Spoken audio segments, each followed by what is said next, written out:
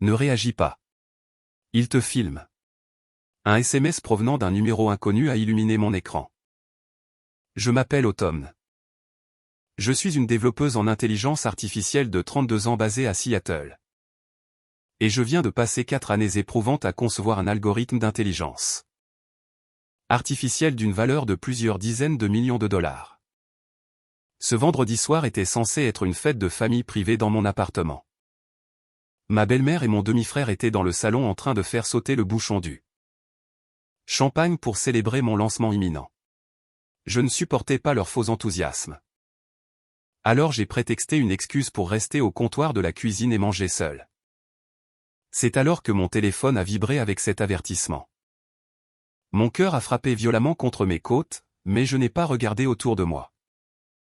J'ai simplement avalé ma nourriture et forcé un sourire calme. J'ai terminé mon repas comme une femme qui n'avait absolument rien en tête. Une fois que tout le monde est parti, j'ai éteint les lumières et j'ai utilisé la lampe de poche de mon téléphone pour inspecter l'appartement. J'ai trouvé la première caméra cachée dans le purificateur d'air. J'en ai trouvé 2 autres enfouies dans des chargeurs de téléphone dans mon bureau à domicile. Et une toute petite lentille noire coincée dans le détecteur de fumée au-dessus de mon lit. 6 caméras cachées au total. Assises dans le noir, tenant ces petits appareils. J'ai réalisé qu'il ne s'agissait pas d'une blague de mauvais goût. C'était un vol calculé. J'ai décidé à cet instant même de garder le silence. Bienvenue sur notre chaîne. Prenez de quoi grignoter, installez-vous confortablement et rappelez-vous. Le sang est peut-être plus dense que l'eau, mais l'avidité empoisonne tout. Les personnes qui ont installé ces caméras se croyaient les plus intelligentes. Elles se trompaient lourdement. Cliquez sur le bouton d'abonnement pour ne rien manquer de la façon dont j'ai transformé leur piège en une cage permanente. Le lendemain matin. Le brouillard recouvrait encore la baie de Seattle lorsque je me suis garé devant le bureau de mon expert en cybersécurité, Kurt Miller. J'ai transporté un sac doublé de plomb contenant les 6 appareils et je l'ai posé directement sur son bureau en métal. Kurt n'a pas posé de questions inutiles.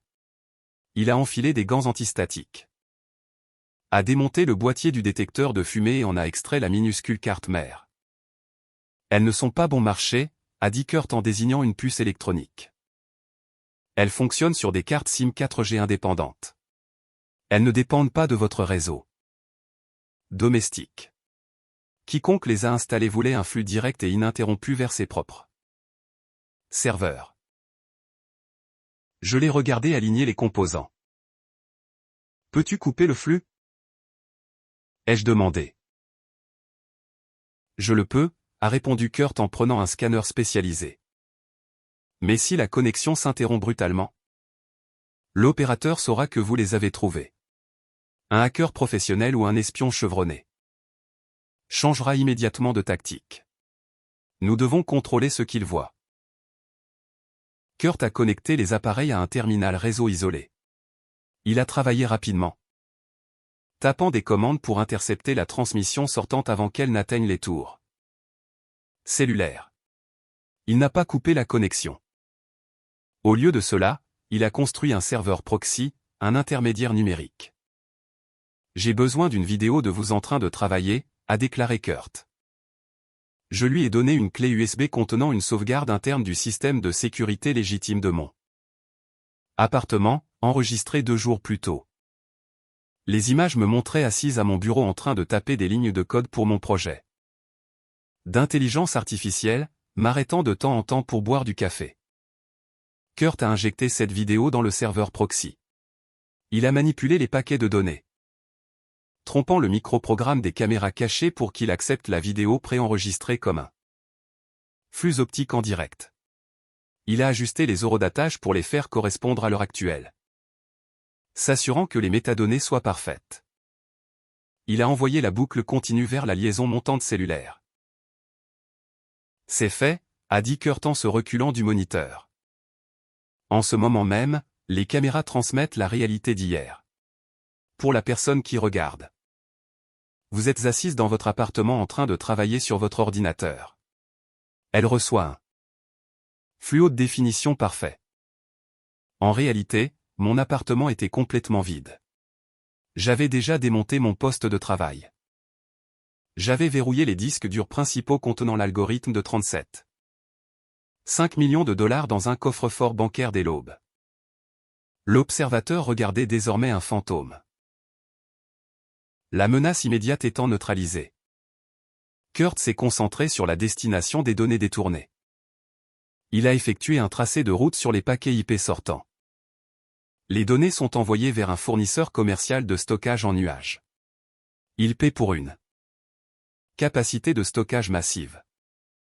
À noter Kurt, les yeux balayant le texte qui défilait sur son second moniteur. Les fichiers vidéo prennent de la place. Je suis en train d'interroger la passerelle de paiement liée à l'abonnement cloud. Je me tenais derrière sa chaise, regardant les lignes de code cascadées. J'avais besoin d'un nom. Je devais savoir qui avait violé mon domicile et tenté de me voler 4 ans de ma vie. Kurt a exécuté une recherche inverse sur les métadonnées de facturation. Il a contourné les premières protections de confidentialité et a extrait les détails du compte. Enregistré. Une seule ligne de texte est apparue à l'écran, entité enregistrée SC Group. C'est tout, a dit Kurt d'une voix neutre. Pas de nom personnel, pas de numéro de téléphone direct. Juste une société écran enregistrée par l'intermédiaire d'un service juridique tiers. L'adresse de facturation est une boîte postale dans le Delaware. J'ai fixé les lettres sur l'écran. SC Group. Cela ne me disait rien. Cela ne correspondait à aucune entreprise technologique rivale que je connaissais. Cela ne correspondait pas non plus au fonds de capital risque que j'avais refusé. Peux-tu creuser plus profondément, ai-je demandé. Cela prendra du temps, a répondu Kurt. Les sociétés écrans sont conçues pour être des impasses. Je dois suivre l'argent qui finance la boîte postale. Ce qui nécessite de franchir des pare-feux bancaires. Je vais continuer à faire tourner les algorithmes, mais pour aujourd'hui, nous buterons sur un mur. J'ai quitté son bureau 1 heure plus tard. Le brouillard à l'extérieur s'était épaissi, reflétant la lourde incertitude qui régnait dans mon esprit. Je ne savais pas qui était assis derrière un écran à regarder les fausses images de moi en train de coder. Il pouvait s'agir d'un espion d'entreprise ou d'un ancien collègue mécontent. Je n'avais pas encore de cible précise. J'ai serré le volant, fixant le trafic flou devant moi.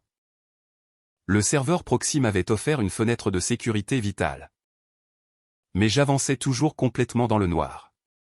Quelqu'un voulait le travail de toute ma vie. Et il avait les ressources nécessaires pour envahir mes espaces les plus intimes afin de l'obtenir. Le lundi matin, un email urgent signalé en rouge par mon avocate en propriété intellectuelle. Vera Sterling a clignoté sur l'écran de mon téléphone. J'ai annulé mes réunions de la matinée et j'ai immédiatement conduit jusqu'à son bureau du centre-ville. Vera m'attendait déjà. Elle n'a proposé ni café ni politesse. Elle a poussé un dossier épais sur son bureau en verre. À l'intérieur se trouvait une demande de brevet préliminaire déposée quelques heures plus tôt. La demande revendiquait la propriété d'un cadre d'apprentissage automatique. Vera a pointé du doigt les pièces justificatives techniques jointes au document. Elles contenaient des fragments de code et des schémas structurels. C'était un assemblage grossier. Mais il reflétait parfaitement l'architecture sous-jacente de mon algorithme. C'est une attaque préventive, a déclaré Vera d'un ton sec. Ils ont utilisé un cabinet juridique externe pour soumettre cela. C'est bâclé, mais cela crée un litige juridique documenté. J'ai parcouru les pages en reconnaissant mes propres noms de variables et mes boucles logiques. Quel degré de dommage cela peut-il causer? Vera a croisé les mains sur le bureau. Elle a souligné la gravité de la situation sans tourner autour du pot. Votre algorithme principal d'intelligence artificielle fait l'objet d'une évaluation indépendante. De 37,5 millions de dollars. Un litige de propriété en cours gèlera immédiatement le lancement de votre produit. Cela effrayera vos investisseurs et risquera de vous entraîner dans une décennie de procédure judiciaire fédérale. J'ai senti un nœud glacé se former dans mon estomac. Qui l'a déposé? Vera a ouvert un second dossier. Elle a expliqué qu'elle avait passé tout le week-end à percer le voile corporatif de l'entité déposante. C'était la même société écran que Kurt avait identifiée, SC Group. Vera a tracé l'enregistrement à travers 2 sociétés de portefeuilles différentes dans le Delaware. Elle a extrait les formulaires des bénéficiaires ultimes et m'a tendu la dernière feuille de papier. Là, imprimé en encre noire, se trouvait le nom de l'actionnaire principal. C'était mon demi-frère, Colin. Le mystère s'est dissipé instantanément. SC Group signifiait Shirley et Colin. Ma propre famille avait installé 6 caméras dans mon espace privé pour me voler le travail de toute une vie. Je suis sorti du bureau de Vera et j'ai marché jusqu'à ma voiture. Je me suis assise sur le siège conducteur et j'ai composé le numéro de mon père, Ronald. J'avais besoin qu'il intervienne avant d'engager des poursuites judiciaires contre sa femme et son fils. Ronald a répondu à la 2e sonnerie. J'ai conservé une voix strictly professionnelle. J'ai expliqué le dépôt de brevet, la société écran et le code volé. Pendant les 2 premières minutes, Ronald a écouté calmement. Il a posé des questions logiques sur le calendrier. Il a promis de revoir les documents et m'a assuré que Colin ne ferait jamais cela. Intentionnellement. Puis j'ai entendu un froissement sec dans le haut-parleur. Ma belle-mère Shirley a arraché le combiné des mains de mon père. Automne, tu dois arrêter ça tout de suite, a dit Shirley. Sa voix distillait une panique fabriquée sur mesure pour que mon père l'entende. Tu es épuisé et tu inventes des histoires. Repasse-moi mon père. Ai-je exigé. Shirley m'a ignoré. Elle a élevé la voix, couvrant mes paroles. Elle a dit à Ronald que j'étais complètement paranoïaque. Elle m'a accusé de fabriquer des conspirations d'entreprises ridicules pour écarter totalement Colin du secteur parce que j'étais égoïste. J'ai essayé d'expliquer le code volé, mais elle a déformé mes propos, prétendant que ma charge de travail extrême me causait de graves délires. Elle veut garder tout l'argent pour elle, a dit Shirley à mon père en arrière-plan. Elle essaie de détruire son frère. J'ai entendu Ronald pousser un lourd soupir près du micro, son ton ayant complètement changé. L'homme rationnel à qui je venais de parler avait disparu. Automne, a dit Ronald d'une voix empreinte d'une déception absolue. Arrête de porter ces accusations délirantes contre ta famille. Tu dois chercher de l'aide professionnelle, pas un avocat. Papa. Ils ont volé mes données. Ai-je dit. Ça suffit. A tranché Ronald. Il a refusé d'écouter un mot de plus. La ligne s'est coupée. Je suis rentré chez moi en silence. Je suis entré dans mon salon et j'ai posé mes clés sur le comptoir. Le serveur proxy de Kurt leur fournissait toujours la vidéo préenregistrée de moi en train de coder. Mais les micro-objectifs et les microphones physiques étaient toujours actifs. Je me suis tenu parfaitement immobile et j'ai levé les yeux vers le détecteur de fumée au plafond. Le poids écrasant de la trahison de mon père m'a frappé d'un coup. Des larmes chaudes d'une frustration absolue ont coulé sur mes joues. Je ne les ai pas essuyées. Je savais avec une certitude absolue que Shirley et Colin regardaient le flux en direct à ce moment. Même, jubilant face à ma détresse. Mardi soir. L'application d'alerte personnalisée que Kurt avait installée sur mon téléphone a soudainement vibré. Contre ma jambe. J'ai sorti l'appareil de ma poche et j'ai consulté la notification chiffrée. Le message était court et clair. Un utilisateur externe vient d'établir une connexion active au serveur proxy alimentant le réseau de caméra cachée. Quelqu'un regardait le flux en direct de mon bureau à 7 secondes précises. Je suis entré dans la pièce et je me suis assise à mon bureau. Je savais que Colin était à l'autre bout, les yeux fixés sur son moniteur, attendant que je commette une erreur. J'ai décidé de lui en offrir une. J'ai ouvert mon ordinateur portable et j'ai contourné mes protocoles de sécurité habituels. Il fallait que cela paraisse authentique. Comme une développeuse fatiguée qui néglige les mesures de sécurité par facilité. J'ai ouvert un fichier bloc-notes non chiffré classique. J'ai maximisé la fenêtre de l'application pour couvrir tout l'écran. Le fond blanc éclatant a illuminé mon visage dans la pièce sombre. J'ai commencé à taper. J'ai utilisé une grande police pour garantir une visibilité maximale pour la lentille cachée. Au-dessus de moi. J'ai tapé une seule ligne de texte, internal test server 10.45.8212. J'ai ajouté une seconde ligne en dessous, authentication disabled temporary debug mode. Le matériel de caméra que Kurt avait analysé possédait des capacités de zoom numérique avancées. Je savais que Colin remarquerait immédiatement le texte sur mon écran. Il agrandirait l'image optique, ferait la mise au point et lirait cette adresse IP exacte. J'ai fixé l'écran pendant 2 minutes en faisant semblant de vérifier les informations. Puis je me suis levé, j'ai laissé l'ordinateur portable ouvert et je suis sorti de la pièce. Je suis allé dans la cuisine et me suis servi un verre d'eau fraîche.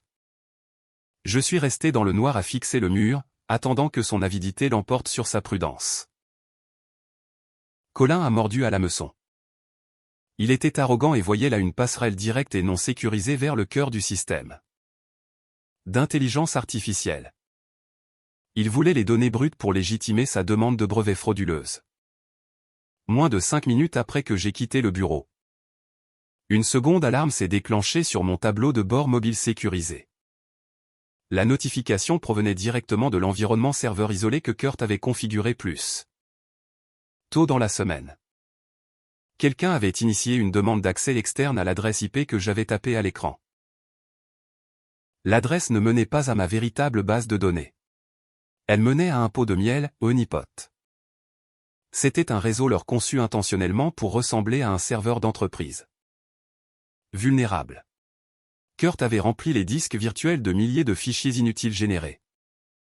Structurés pour ressembler à mes algorithmes d'apprentissage automatique propriétaires.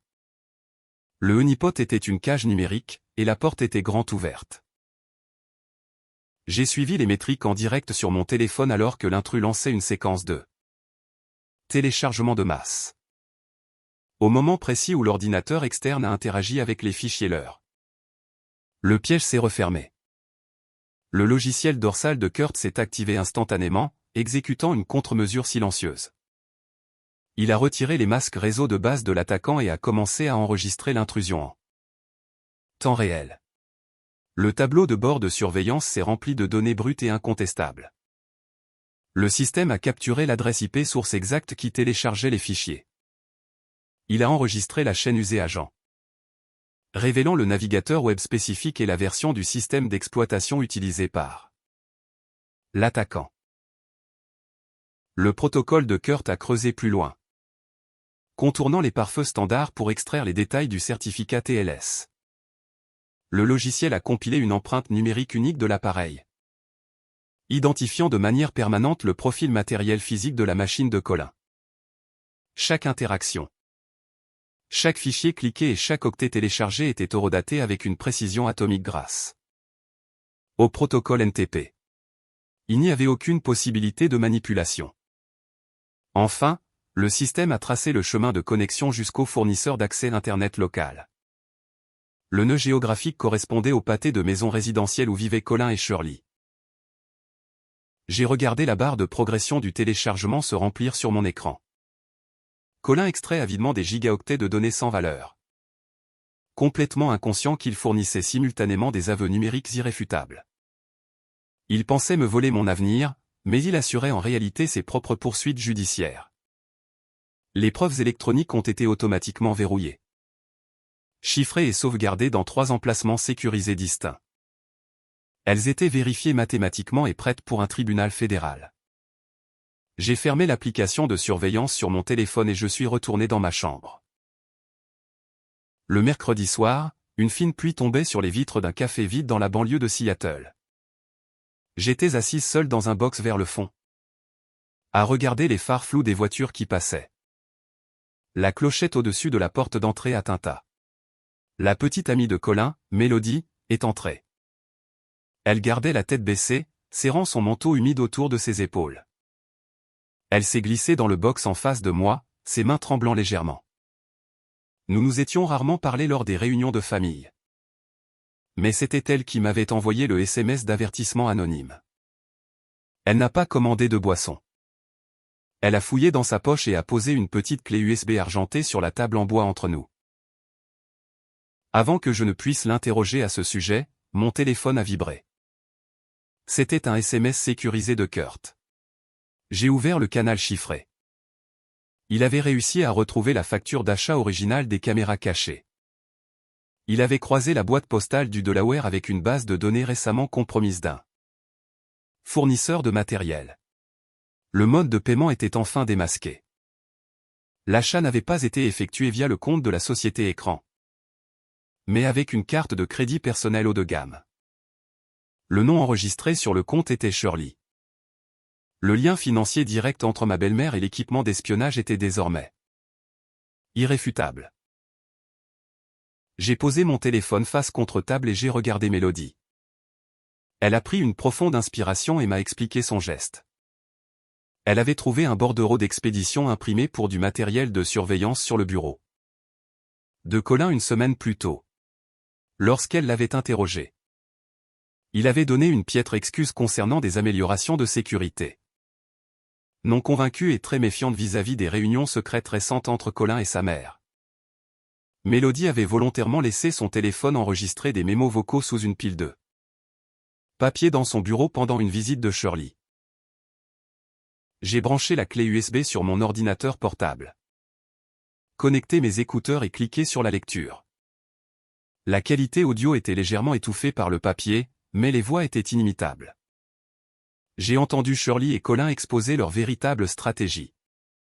Le complot était bien plus insidieux qu'un simple vol d'entreprise. Shirley savait qu'elle ne pourrait pas facilement obtenir la tutelle légale d'une adulte parfaitement autonome. Le système judiciaire américain exigeait une charge de preuve médicale massive pour priver quelqu'un de son autonomie personnelle. À la place, elle planifiait une tactique vicieuse de litige civil. Nous n'avons pas besoin de prouver qu'elle est cliniquement folle, répétait la voix enregistrée de Shirley dans mes écouteurs. Nous devons juste créer suffisamment de doutes raisonnables pour qu'un juge civil intervienne. Shirley a détaillé les paramètres exacts du plan. Ils avaient l'intention de prendre les centaines d'heures d'images des caméras cachées et de les monter de manière malveillante.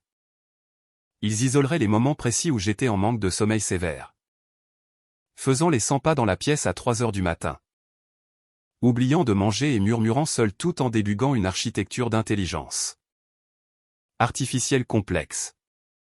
Ils compileraient un montage manipulé conçu pour me faire passer pour une personne totalement instable et erratique. Une fois la vidéo truquée finalisée, la société Écran de Colin déposerait une plainte contestant ma capacité à gérer cet actif de plusieurs millions de dollars. Il soumettrait les images fabriquées à un juge et demanderait formellement une évaluation obligatoire de ma compétence psychologique. La seule menace d'une évaluation de santé mentale ordonnée par le tribunal fuiterait immédiatement dans la presse technologique et effrayerait mes principaux investisseurs. Le but n'a jamais été d'obtenir un diagnostic médical légitime. Le but était une extorsion d'entreprise extrême. Shirley a explicitement déclaré qu'ils utiliseraient l'audience de compétence imminente pour saboter complètement le lancement du produit. Ils prévoyaient de m'offrir un règlement privé hautement coercitif. Ils abandonneraient la requête en santé mentale et scelleraient les dossiers judiciaires uniquement si je renonçais à tout contrôle exécutif sur le projet et transférais les brevets fondamentaux à SC Group. La manipulation juridique froide et calculée dans sa voix me soulevait le cœur.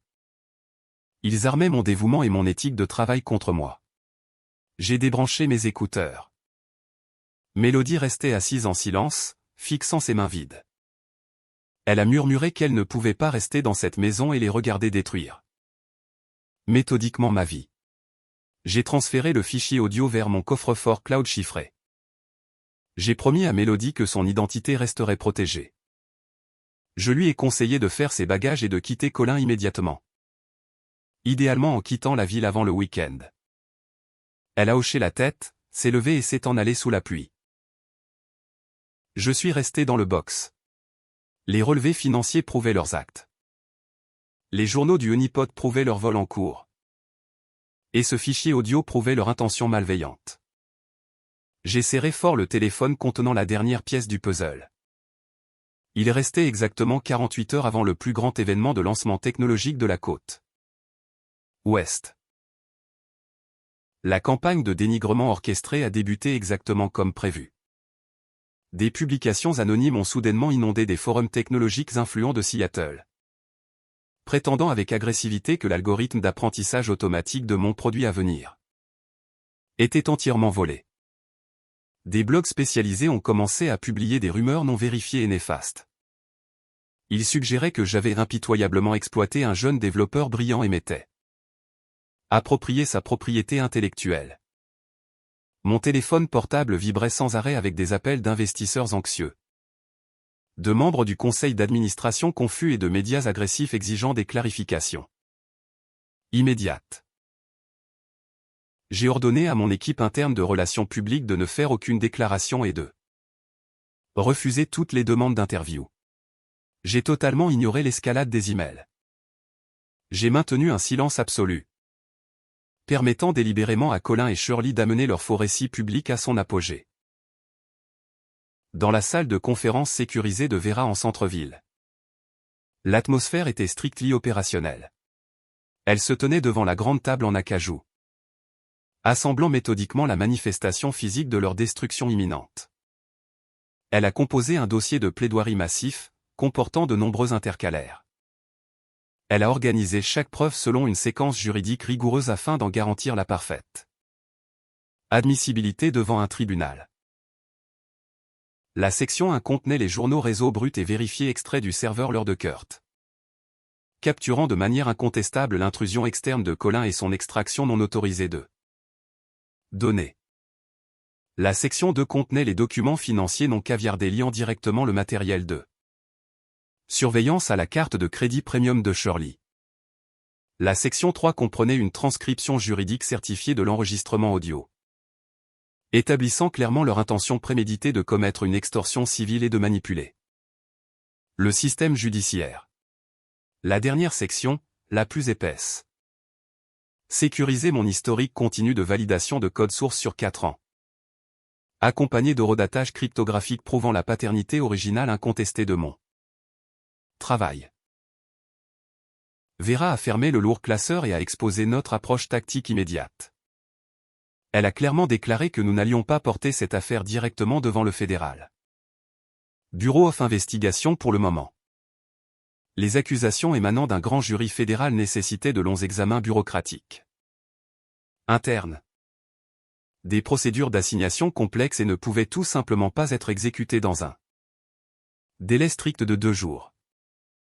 Nous avions besoin d'une réponse immédiate, localisée et très visible des forces de l'ordre. Au lieu de cela, Vera a directement contacté la division spécialisée dans la cybercriminalité de la police de Seattle et le bureau du procureur du comté local. Elle a tiré parti de son réseau professionnel étendu pour obtenir une réunion d'urgence à huis clos avec les enquêteurs principaux. Elle a soumis un rapport préliminaire complet sur la cybercriminalité, détaillant avec précision l'accès non autorisé au système informatique, les violations flagrantes de la vie privée et le vol continu de propriété intellectuelle de haute valeur. Elle a fourni aux policiers locaux suffisamment d'informations vérifiées et exploitables pour établir une compétence juridique immédiate et obtenir des mandats d'arrêt préliminaires fondés sur des preuves numériques irréfutables. Les autorités locales ont commencé à préparer discrètement un plan opérationnel spécifique pour le lancement à venir. Nous avons passé les heures restantes à revoir minutieusement l'exécution technique de la présentation. Vera a transféré en toute sécurité une copie numérique certifiée des preuves cruciales à une société multimédia agréée. Elle s'est coordonnée directement avec le chef technicien audiovisuel engagé pour la salle de l'hôtel. Elle s'est assurée que le système de projection principal accepterait de manière fluide le flux de données chiffrées sur mon signal physique précis. Il n'y aurait aucun échec technique ni aucun fichier compromis. Tout était verrouillé dans un protocole séquentiel rigide. Nous avons finalisé simultanément les documents de la plainte civile, veillant à ce que le gel des avoirs financiers se déclenche au moment exact où les autorités interviendraient pour sécuriser les suspects. Je suis rentré à mon appartement tard ce soir-là. Les caméras cachées transmettaient toujours aveuglément le faux flux proxy de Kurt vers le serveur distant. Je suis allé directement dans ma chambre et j'ai posé le double du dossier de plaidoirie sur ma commode. J'ai préparé un costume noir sur mesure élégant pour la présentation du lendemain matin. Je suis resté immobile devant le grand miroir, observant le lourd dossier juridique et mon propre reflet serein. J'ai analysé la personne qui me regardait. Je ne ressentais aucune peur, aucune hésitation et absolument aucun regret quant à mes décisions. J'avais conscience de la gravité absolue du lever de soleil à venir. Dès que j'aurais franchi les portes de cette salle et déclenché la séquence, l'explosion juridique qui en résulterait couperait définitivement mes liens de sang et les effacerait totalement de ma vie. Il n'y aurait aucune réconciliation future, aucune négociation et aucune excuse acceptée. À partir de cet instant précis, ma famille était véritablement morte. La salle de conférence de l'hôtel du centre-ville de Seattle était comble. Les flashs des appareils photo crépitaient sans cesse devant le pupitre. Des dizaines de journalistes spécialisés en technologie, d'investisseurs en capital risque et d'analystes du secteur remplissaient l'espace, attirés par les rumeurs insistantes. Je me tenais en coulisses, observant le flux en direct sur un moniteur. Colin et Shirley étaient assis au tout premier rang, dans la section VIP. Ils avaient l'air extrêmement satisfaits d'eux-mêmes, se chuchotant des mots avec des sourires victorieux. Le modérateur de l'événement, fortement influencé par le faux récit médiatique que Shirley avait propagé, s'est avancé vers le micro. Il ne m'a pas introduite en premier. Au lieu de cela, il a accueilli Colin sur scène, le désignant explicitement comme le cofondateur essentiel du projet d'intelligence artificielle. Colin s'est levé, a boutonné sa veste de costume et a gravi les marches avec une humilité travaillée. Il a pris le micro. Il a regardé le public et a adopté une expression empreinte d'une profonde sympathie. Il a commencé à parler, jouant à la perfection le rôle de la victime résignée. Il a prétendu que le développement rapide du système d'IA était un effort familial conjoint. Puis il a baissé la voix, adoptant un ton de fausse inquiétude. Il a sous-entendu que la pression intense de l'industrie technologique avait gravement affecté ma stabilité mentale. Il a déclaré que je souffrais de paranoïa et d'épuisement, et que je prenais des décisions erratiques qui mettaient en péril toute l'entreprise. Il a déclaré formellement qu'il s'avançait pour stabiliser le projet et protéger les investisseurs contre ma détérioration psychologique. Une vague de murmures a parcouru l'assistance. Les journalistes tapaient frénétiquement sur leur clavier. Colin a regardé Shirley, qui a hoché la tête avec une gravité feinte. Je n'ai pas attendu la fin de son discours. Je suis sorti de derrière le rideau et je suis monté directement sur scène. Les flashs des appareils photo ont doublé d'intensité. Colin a cessé de parler, serrant fermement le micro. Il s'attendait à ce que je crie, que je me défende verbalement et que je paraisse exactement aussi instable qu'il venait de me décrire. Je ne lui ai pas dit un seul mot. Je ne portais pas de clé USB. J'ai simplement marché jusqu'au centre de la scène. Je me suis arrêté à 2 pas de Colin et j'ai levé les yeux vers la régie audiovisuelle située au fond de la salle. Le chef technicien a croisé mon regard. Je lui ai adressé un seul hochement de tête définitif. Il possédait la copie certifiée que Vera lui avait fournie. Il a appuyé sur la touche d'exécution. Le gigantesque écran de présentation à l'aide derrière nous s'est éteint instantanément. Une seconde plus tard, il s'est illuminé en affichant des données très contrastées et irréfutables. L'écran s'est divisé en 2 parties distinctes. Sur le côté gauche, le système affichait les journaux d'accès brut et non caviardés du réseau Leur. Le texte mettait clairement en évidence l'extraction non autorisée de données, affichant l'adresse IP exacte, la localisation géographique précise de la maison de Colin et l'empreinte numérique unique de son ordinateur personnel. Sur le côté droit de l'écran, Le projecteur affichait les documents officiels d'enregistrement de la société SC Group dans le Delaware. Le projecteur numérique a agrandi les signatures des actionnaires principaux. Le nom de Colin et sa signature légale étaient diffusés en lettres noires géantes, liant directement son identité à l'intrusion cybernétique affichée à gauche. Les journalistes ont immédiatement compris la portée de ces données. La salle a éclaté dans un chaos total. Des centaines de déclencheurs d'appareils photo se sont activés simultanément en direction de l'écran. Colin s'est retourné pour regarder l'affichage. Sa mâchoire s'est décrochée. La fausse sympathie a complètement disparu de son visage, remplacée par une panique absolue. Au premier rang, Shirley s'est redressée à demi de sa chaise, les yeux écarquillés par une terreur soudaine. Avant que l'un ou l'autre ne puisse réagir, les preuves visuelles se sont effacées. Le système audio a pris le relais. Les techniciens ont contourné les micros du pupitre et ont diffusé le son directement dans les haut-parleurs principaux. La voix enregistrée de Shirley a résonné dans toute la pièce. Le son était d'une clarté cristalline.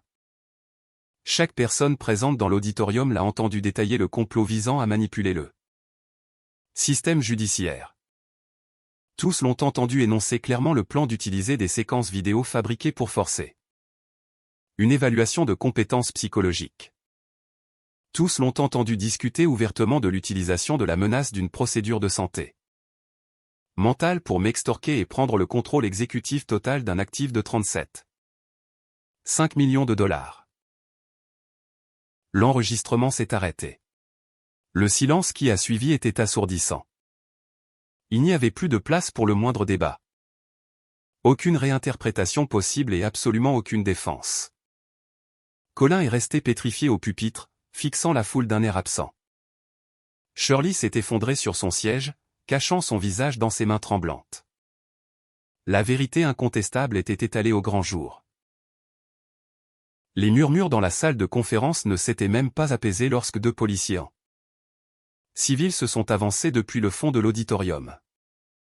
Ils se sont dirigés directement vers la section VIP. Ils n'ont pas sorti leurs armes. Ils n'ont pas sorti de menottes pour créer un spectacle inutile. Ils se sont approchés de Colin et Shirley avec un calme professionnel strict. Le détective principal a présenté son insigne doré et leur a demandé calmement mais fermement de sortir pour un interrogatoire immédiat concernant une intrusion informatique non autorisée et de la surveillance électronique illégale. Shirley a immédiatement tenté de protester, élevant la voix pour prétendre qu'il s'agissait d'un malentendu. Le détective l'a coupé net. Il a déclaré clairement que le refus de répondre à l'interrogatoire entraînerait une arrestation publique immédiate. Privés de tout moyen de pression, ils se sont levés. Leur visage était totalement décomposé lorsqu'ils ont franchi les portes latérales, étroitement escortés par les autorités. L'interrogatoire initial à l'hôtel n'était que le point de départ d'une procédure judiciaire implacable. Plusieurs semaines plus tard, la police locale et des agents fédéraux ont exécuté des mandats de perquisition officiels à leur domicile principal. Ils ont saisi tous les appareils électroniques personnels, y compris l'ordinateur principal utilisé pour accéder au serveur leur. Vera me tenait constamment informé de l'évolution des poursuites. Elle m'a appris que des inculpations officielles avaient été formellement déposées par le procureur de l'État. Colin et Shirley faisaient face à une multitude d'accusations pénales et civiles graves. Les documents juridiques détaillaient des chefs d'accusation criminels pour espionnage d'entreprise, fraude informatique et violation grave des lois sur la protection de la vie privée. Vera m'a expliqué la réalité juridique, s'ils étaient reconnus coupables. Ils risqueraient tous deux de lourdes peines de prison fédérale accompagnées de demandes de restitution financière massive qui les ruinerait totalement. Leur société écran trompeuse a été définitivement démantelée. La demande de brevet fabriqué a été officiellement annulée par l'organisme de réglementation. Cependant, pour en revenir à ce moment exact lors de l'événement, alors que les portes latérales se refermaient derrière les policiers, les conséquences immédiates se sont faites sentir. Mon père, Ronald, s'est frayé un chemin à travers la foule. Il s'est précipité vers la scène, le visage rouge de panique et d'incompréhension. Il m'a attrapé le bras, ses doigts s'enfonçant frénétiquement dans la veste de mon costume. Il m'a supplié d'intervenir et d'empêcher la police d'emmener sa femme et son fils. Il m'a imploré de retirer mes plaintes officielles, prétendant que nous pourrions négocier les questions de brevet en interne pour sauver la famille d'une ruine publique totale. Il m'a accusé d'avoir poussé la situation trop loin et de détruire la réputation de notre famille. J'ai regardé sa main agrippée à ma manche. Je ne ressentais absolument aucune sympathie pour l'homme qui se tenait devant moi. J'ai repoussé sa main avec fermeté, faisant un pas en arrière pour établir une frontière physique nette entre nous. J'ai regardé directement dans ses yeux affolés et lui ai asséné la dure réalité du système juridique américain. Ce n'est plus une simple dispute familiale, ai-je déclaré avec une clarté absolue. Il s'agit d'une enquête pour crime grave. Les preuves numériques sont déjà entre les mains du procureur fédéral et de la division de la cybercriminalité. Je n'ai pas l'autorité légale de retirer les accusations criminelles maintenant. De plus, même si je possédais ce pouvoir, je ne l'utiliserai jamais. Ronald est resté complètement pétrifié. Sa bouche est restée grande ouverte, incapable d'assimiler la finalité absolue de ma décision. Je n'ai pas attendu qu'il réalise la ruine de sa vie. Je lui ai tourné le dos sans ajouter un mot. J'ai descendu les escaliers opposés et je suis sorti du bâtiment par le couloir sécurisé des coulisses. Je suis sorti dans l'air froid de Seattle, coupant officiellement et définitivement mes liens avec ma lignée de sang. J'ai changé de numéro de téléphone personnel l'après-midi même. J'ai ordonné à mon équipe de sécurité d'interdire définitivement à Ronald, Colin et Shirley tout accès à mon domicile ou à mes bureaux. J'ai bâti mon entreprise technologique à partir de rien grâce à des années de dévouement sans relâche. J'ai protégé mes biens parce que j'ai totalement refusé de devenir la victime de l'avidité calculée de ma propre famille. Certaines trahisons graves ne peuvent être pardonnées et certaines relations toxiques doivent être entièrement détruites pour assurer sa propre survie. La confiance doit se mériter soigneusement. Mais les limites personnelles doivent être appliquées avec une autorité juridique absolue. Merci d'avoir écouté mon histoire jusqu'au bout. Pensez-vous qu'envoyer mon demi-frère et ma belle-mère en prison et couper définitivement les ponts avec mon père était un acte de cruauté impitoyable? Ou était-ce un acte de légitime défense strictly nécessaire? N'hésitez pas à partager vos pensées sincères dans les commentaires ci-dessous.